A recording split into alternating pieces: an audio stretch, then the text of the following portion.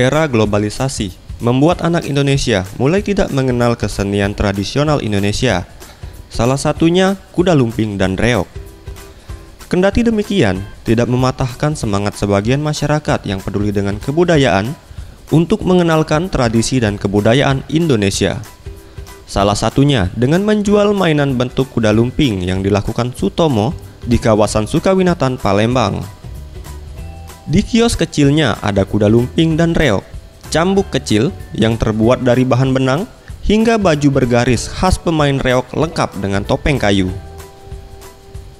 Meski penghasilan dari menjual mainan kuda lumping dan reog ini tidak besar, hanya cukup untuk menutupi keperluan sehari-hari, namun ia tetap memilih bertahan untuk berjualan mainan tradisional ini karena rasa tanggung jawabnya untuk ikut berperan dalam melestarikan kebudayaan khas yang dimiliki oleh Indonesia.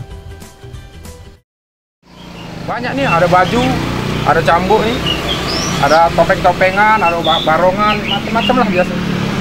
Harapannya Pak? Oh, harapannya supaya ini dimajukan lagi, lebih besar.